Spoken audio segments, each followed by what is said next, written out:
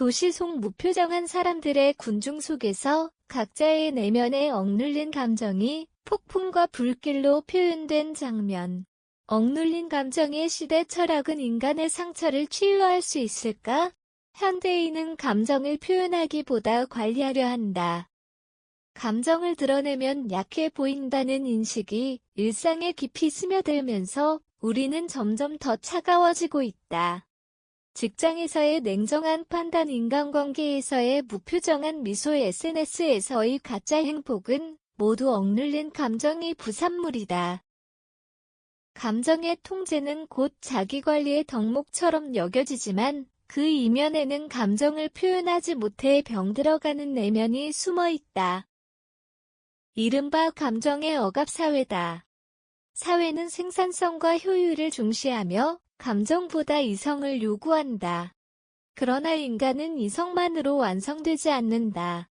분노, 슬픔, 불안, 기쁨 같은 감정은 인간 존재의 가장 본질적인 언어이자 삶의 진실을 드러내는 창이다. 그럼에도 우리는 감정을 통제하고 숨긴다. 그렇게 내면의 감정은 서서히 축적되고 어느 순간 폭발처럼 터져버린다. 이제 묻는다. 이 억눌린 감정의 시대의 철학은 인간의 상처를 치유할 수 있을까? 단순한 위로나 상담이 아닌 감정의 본질을 통찰하는 철학적 사유는 감정의 문제를 넘어 인간다움의 문제로 나아간다. 감정 억압은 더 이상 개인의 문제가 아니다.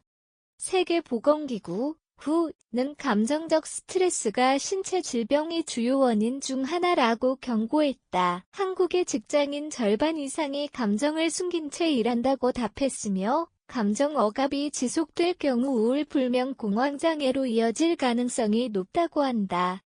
감정을 억누른다는 것은 본능을 거스르는 일이다.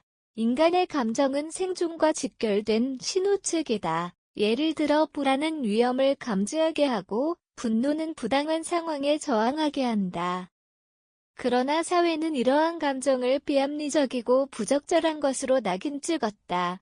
감정은 통제되어야 할 불순한 에너지로 취급된다. 문제는 이 억압이 단순히 개인의 정신건강에 국한되지 않는다는 것이다. 감정 억압은 사회적 불신, 인간관계의 단절, 나아가 공동체의 해체로 이어진다. 감정을 억누르는 사회에서는 공감이 사라지고 공감이 사라진 사회에서는 윤리가 무너진다. 타인의 고통을 느끼지 못하는 사회, 그것이 바로 현대의 정서적 빈곤이다. 프로이트는 인간의 무의식 속 억눌린 감정이 반드시 다른 형태로 표출된다고 했다. 그가 말한 전이 트랜스퍼런스는 감정이 직접 표현되지 못할 때 다른 대상이나 상황으로 옮겨지는 심리적 작용이다. 즉 우리는 상사에게 쌓인 분노를 가족에게 풀고 사회적 좌절을 인터넷 댓글에 쏟는다. 이것이 감정 폭발의 본질이다. 심리학적으로 감정 폭발은 감정의 회로과 부하로 설명된다. 감정은 억압될수록 강렬해진다. 마치 압력밥솥의 증기처럼 일정 수준 이상 쌓이면 반드시 터진다. 그러나 폭발한 감정은 종종 자신뿐 아니라 타인에게도 상처를 남긴다.